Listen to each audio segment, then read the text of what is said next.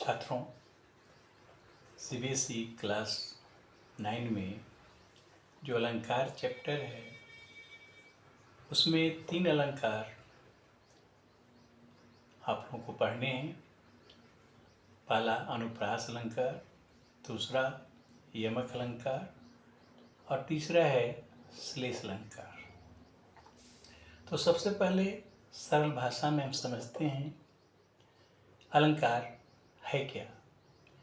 तो अलंकार का अर्थ है आभूषण या गहना, ऑर्नामेंट। गहना लोग क्यों पहनते हैं? अपने सौंदर्य को बढ़ाने के लिए, उनका सौंदर्य बढ़ जाए, उनकी सुंदरता बढ़ जाए। तो उसी तरह से साहित्य में अलंकारों का विधान है। अलंकार से एक जो साहित्य है, चाहे वो गद्य विधा हो या पद्य हो, उसमें चमत्कार उत्पन्न होता है। अब सबसे पहले हम देखते हैं अनुप्रास अलंकार क्या है। तो किताबों में परिभाषाएं बहुत सी मिलती हैं। तो वहाँ लिखा है कि जहाँ वर्णों की आवृत्ति हो, आवृत्ति का मतलब कम से कम एक ही वर्ण एक से अधिक बार आए, वहाँ अनुप्रास अलंकार होता है। उदाहरण के लिए पंत जी की पंक्ति है, मृदु मंद मंद मंथर मंथर, लघु तरिणी हंसिनी सी सुंदर। अब यहाँ मृदु मंद सब में म वर्ण की आवृत्ति हुई है, इसलिए यहाँ अनुप्रास अलंकार है। दूसरे नंबर पर है यमक अलंकार।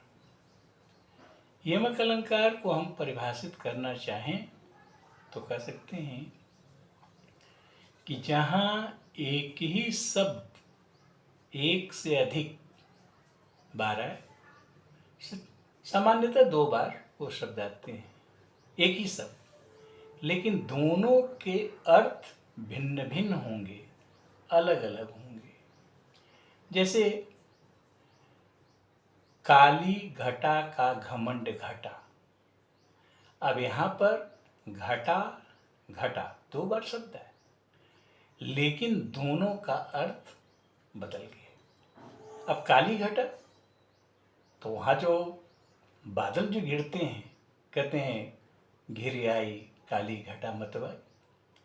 तो घटा का अर्थ वहाँ पर बादल के संदर्भ में है, और बाद में जो घटा है उसका अर्थ है घटना, डिक्रीज।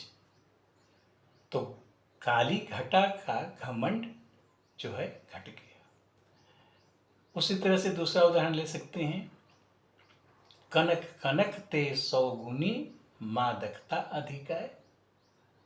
बिहारी का प्रसिद्ध है, कनक कनक ते 100 गुनी मादकता अधिकाय, वा खाए बोरात जग या पाए बोराए,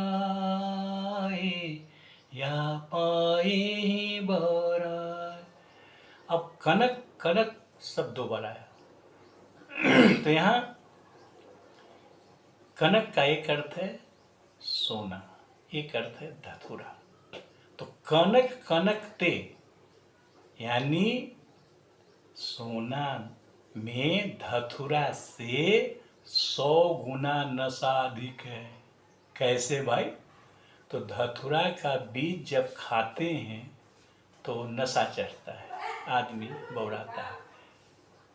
लेकिन सोना किसी को मिल जाए अचानक तो वह जो है वह मदान्ध हो जाता है, पागल हो जाता है, उसमें नशा छा जाता है। तो यह है यमक अलंकार। छात्रों, अब तीसरा है श्लेष अलंकार। तो श्लेष अलंकार किसे कहते हैं? तो श्लेष का अर्थ ही है चिपकना।